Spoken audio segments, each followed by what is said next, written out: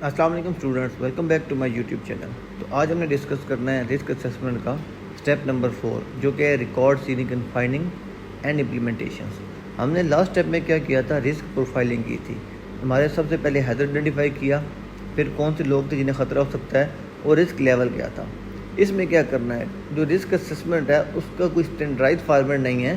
Supportive material आपको तमाम legislation में मिल जाते हैं, तो हर कंपनी अपना इंटरनल पैटर्न एज पर देयर रिक्वायरमेंट यूज़ कर सकती है। इसमें होता क्या है, हमारे पास जो भी ऑब्जर्वेशन थी रिस्क लेवल में, जिस चीज़ का लो, मीडियम या हाई रिस्क लेवल था, उसके अकॉर्डिंग हमने कंट्रोल मेजर इंप्लीमेंट करवाने हैं।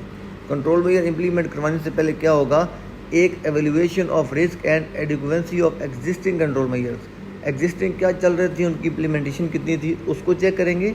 Action plan for implementation of further action required. तो हमने जो एडिशनल रिक्वायरमेंट बताई, किसी का इंस्पेक्शन करवाना है, किसी की ट्रेनिंग करवानी है, कोई टूल नया लाना है, तमाम चीज़ों को यहाँ पे हम राइट डाउन करेंगे। उसके बाद क्या होगा, डेट ऑफ असेसमेंट। इन चीज़ों की इम्प्लीमेंटेशन को इंश्योर करने के लिए जो हाई कैटेगरी का रिस्क था, हाई लेवल था, उसको हम 1 वीक के बाद कर देंगे। हम उसको जो मीडियम था उसको 15 दिन के बाद रिव्यू करेंगे, और जो लो लेवल का रिस्क था उसके लिए मे भी हम 1 महीने के बाद रिव्यू करें।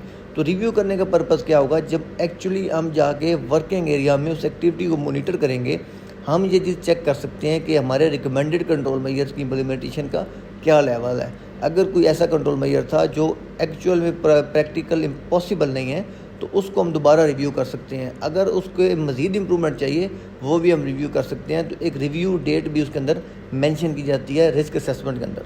तो मोस्टली क्या होता है कि जो रिस्क असेसमेंट का रिव्यू होता है ईयरली बेसिस पे होता है। इन एडिशन, अगर कुछ unwanted event relevant to date activity, near miss, high potential हो जाती है, एक्सीडेंट हो जाता है, उस बेस पे भी हमें रिस्क असेसमेंट को रिव्यू करना पड़ता है। तो ये हमारे पास था स्टेप 4। उम्मीद करता हूँ आपको ये समझ आ चुका होगा। अगर आपका कोई भी क्वेश्चन है, आप कमेंट सेक्शन में मुझसे पूछ सकते हैं। आपसे रिक्वेस्ट करूँगा कि मेरे यूट्यूब चैनल को सब्सक्राइब करना और बेल आइकन दबाना ना भूलिएगा। इस वीडियो का लिंक अपने उन तमाम दोस्तों के साथ शेयर करिएगा जो निबोश IGC को हिंदी या उर्दू ज़ुबान में करना चाह रहे हैं। आपके वक्त देने का बहुत शुक्रिया।